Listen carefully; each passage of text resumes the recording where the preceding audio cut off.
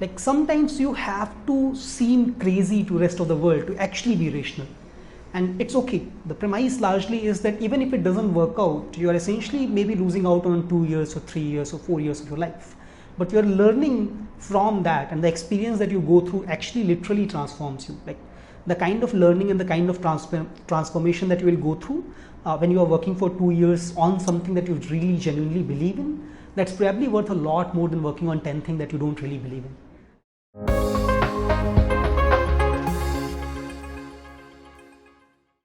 Hello, I'm Ranjeet, one of the co-founders and the CEO of Pratilipi. Welcome to Backstage with Millionaires. In today's episode, I'll be talking about my journey of how I started from a very small village and how I am building a company which is the largest storytelling platform for Indian languages. I was born in a very small village, less than 1,000 population village. Typically, nobody knows English. If you make like 5,000 a month, you are decidedly rich.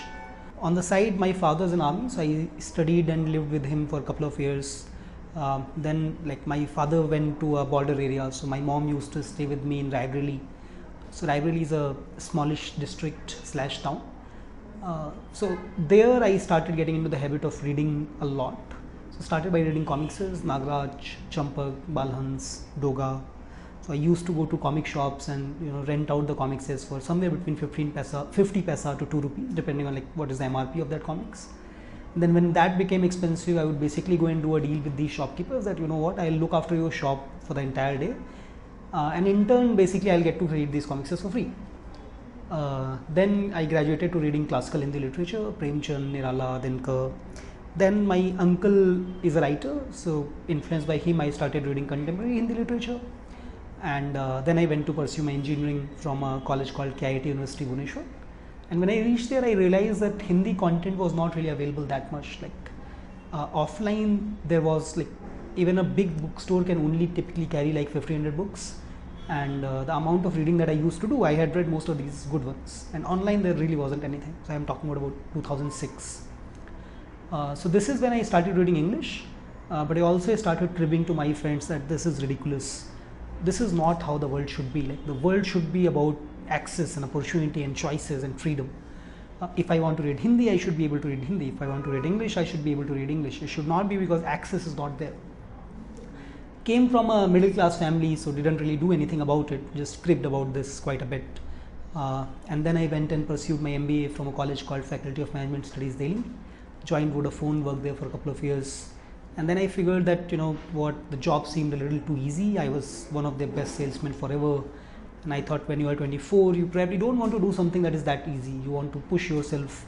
You want to do something which is hard and challenging, which actually creates an impact. So I quit my job, was deciding what to do. So I met a lot of people.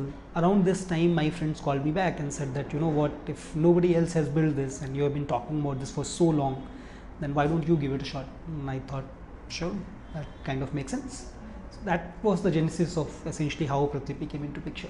Basically, I think there are 3 parts. Part 1 and the most important one was like, is this actually a problem worth solving?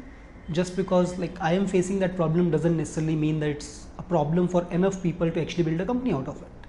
The second is that it's a long 8 to 10 years journey in trying to solve a hard problem. So you want people who kind of undertake that journey with you. And the number 3 is essentially just building up the resources that are required to go from point A to point B. So I spent a couple of months on just point 1 before I even started thinking of my co-founders, which was essentially figuring out like what exactly the problem is and is this actually large enough for me to build a company around it. So the first step that I did was I met in person about 350 odd authors. I spoke to about 100 other authors on phone or on email, trying to understand why the world is how it is. So my basic understanding largely was that it's not that Indian language content is not being created, it's that it's not being consumed, it's that there is a lack of matching these two. So access is a problem. For writers, they are publishing books out of their own pocket, by the way, who are not generating any revenue, any royalty at all. So I as author am actually paying the publisher to publish that book, and then I'm maybe being read by 10 or 15 or 20 odd people. So it's simply not enough. Similarly, from a reader's perspective, number 1, books are very, very expensive. Number 2, I don't know what to read. Number 3, if I'm in a tier 2 or tier 3 town, I actually have to go and find a bookstore to actually buy that book. So we thought, okay, we don't know what the solution is, but we know that somehow if we can bridge these authors gap with these readers, then there's something that can exist. So that is when I decided, okay, this kind of seems like a problem that's worth solving. So the second question was like, who do I start off with? And the premise was that essentially you want people who are joining you not because they know that this is going to work, but because they believe that this is a problem worth solving and they would want to solve it together. So we did not know whether like whatever first hypothesis is that the best solution. Solutions may evolve. So essentially it has to be about the problem statement and the team.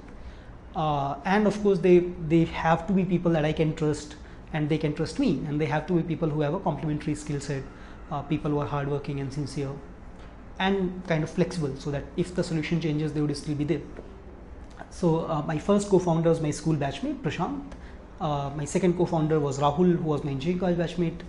These were the two tech co-founders. Then my third co-founder was Shankar, who was my MBA batchmate, and my fourth co-founder was Shally, who was my colleague at Vodafone.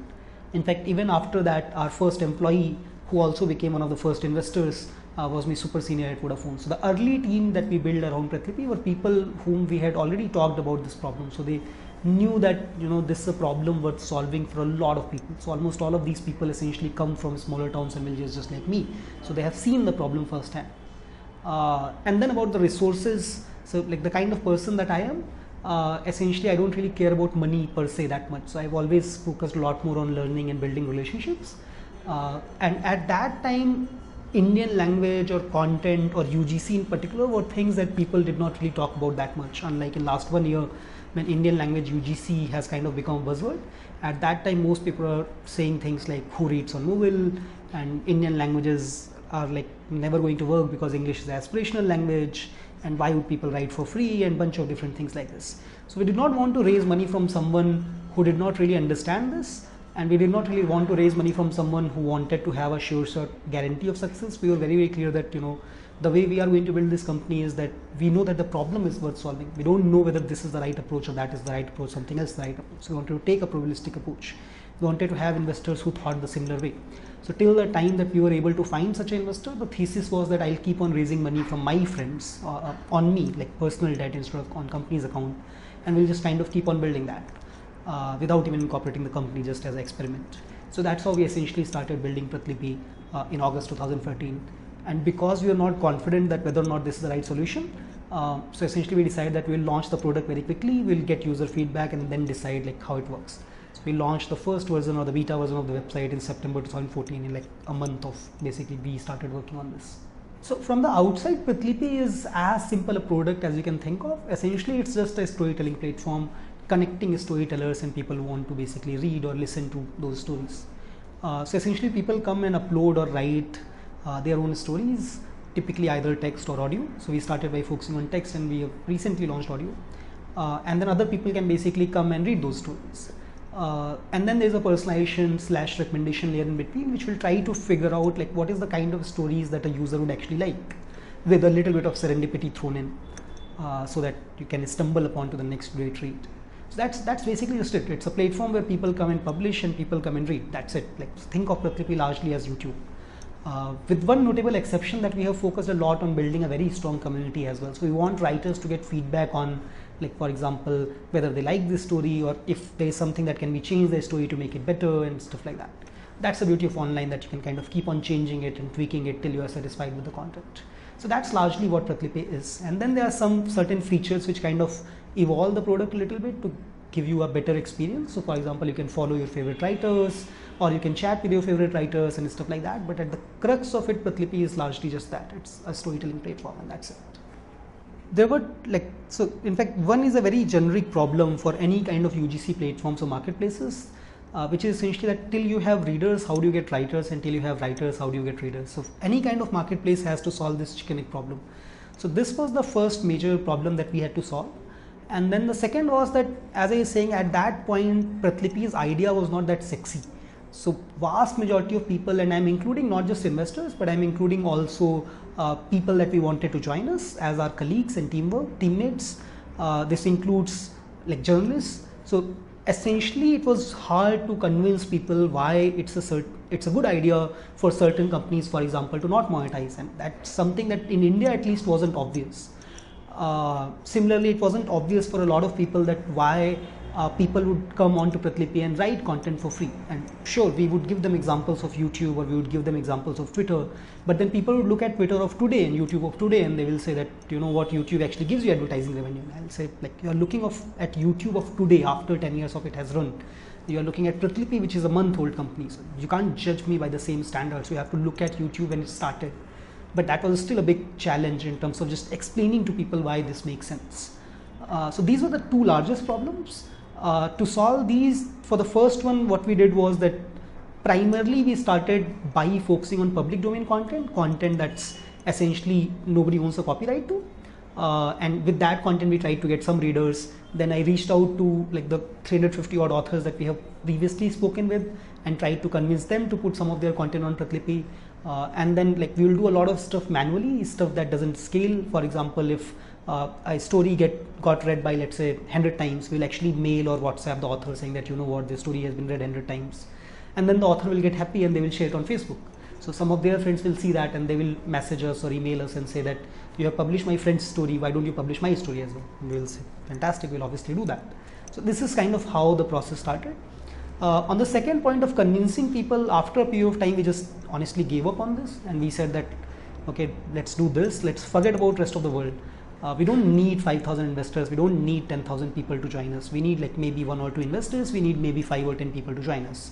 So let's just keep on building, and as the kind of product matures, as we have more growth, maybe we'll find people who actually believe in what we are trying to do, and then we'll kind of try to get them together. So when we started, a lot of things were just theoretical. So there were a bunch of hypotheses that I essentially said that, you know what, if this happens, then this happens, then this happens, then this happens. And that's how Pratilipi kind of makes sense. And we were essentially thinking like, you know, some of these hypotheses would be correct, some of these might be wrong, but whichever of these are wrong, then we'll kind of adopt to that. And one by one, we started saying that almost all of those hypotheses turned out to be correct. But more importantly, there is one hypothesis which was like the critical make or break factor. So if you are trying to build a marketplace or a UGC platform, you need to make sure the supply side is huge. Because if you have a very concentrated supply side, then a competitor who has more money will essentially come in and just buy that supply, and that becomes a huge problem. And in India, like the official number would be that 100,000 titles are published a year. So maybe let's say, give or take, maybe a couple of 100,000 writers. And we were thinking that, you know what, this doesn't seem large enough. And like these writers will typically publish once in maybe a year, once in 2 years. That frequency is not large enough either. So thesis, or the most important hypothesis, was that if we get to enough liquidity, then we don't have to talk about professional writers. The beauty of internet, more than anything else, more than scale, more than monetization, more than anything else, is largely just democratization of supply side. Before YouTube came along, the number of movie makers was, I don't know, maybe 100,000, maybe lesser. And now look at how many people want to create different kind of movies. Before Airbnb came along, like for building a hotel, you needed a bunch of money, you needed a bunch of resources, and now you can just rent out one kind of room from your place. Same for Twitter or Facebook. That's literally the beauty of internet, that it democratizes supply side. So our thesis was that once we get to a critical mass, then a lot of our readers who may not be thinking of themselves as writer will basically figure out that, you know what, I also have a story within me that I want to share with the rest of the world.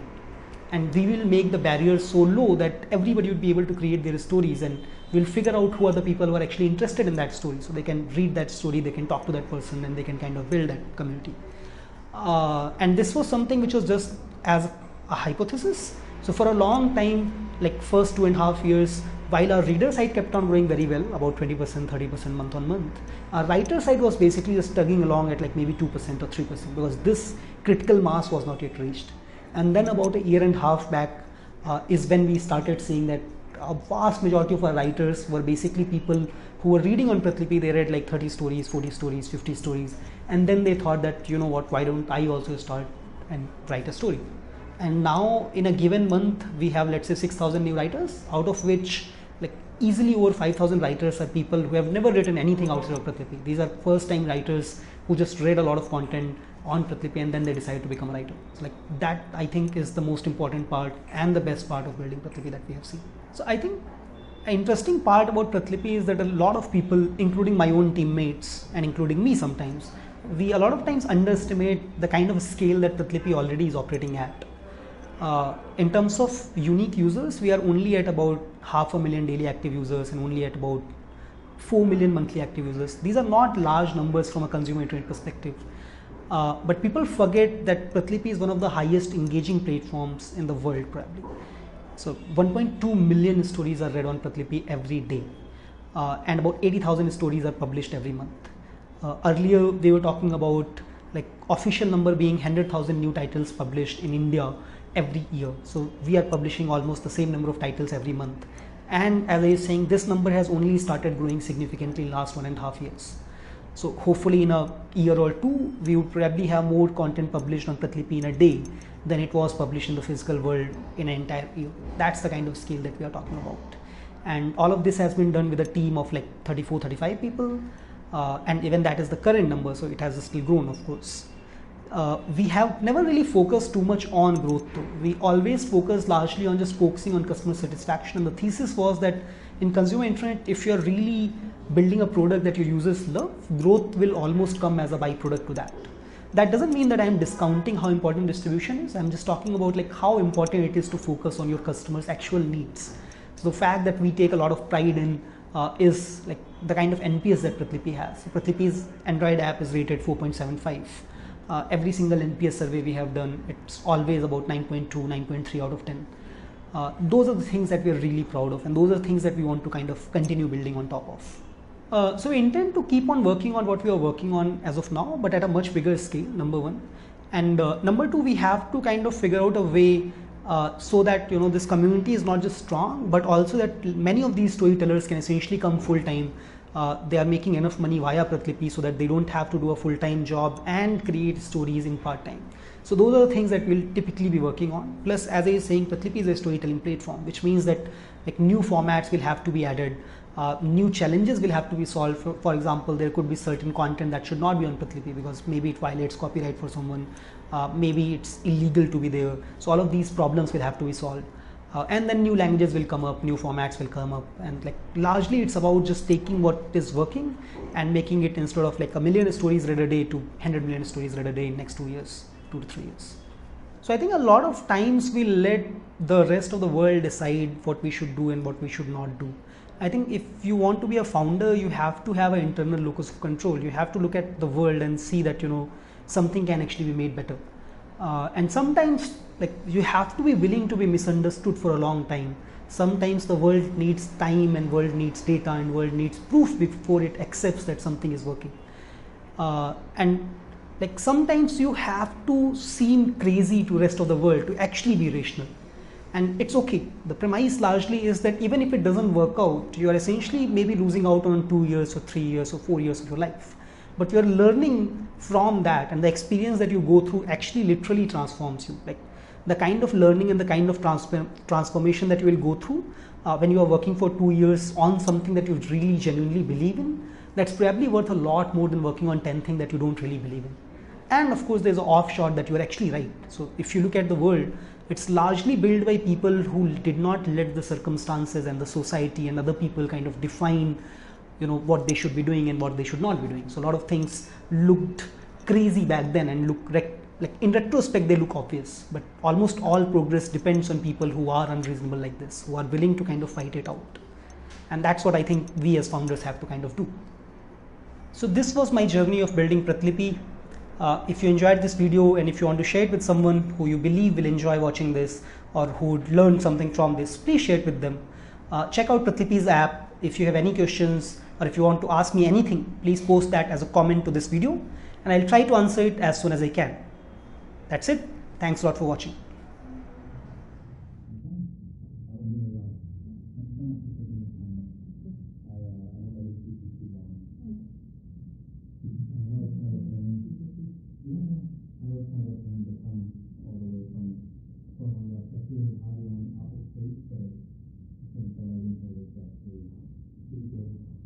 I remember that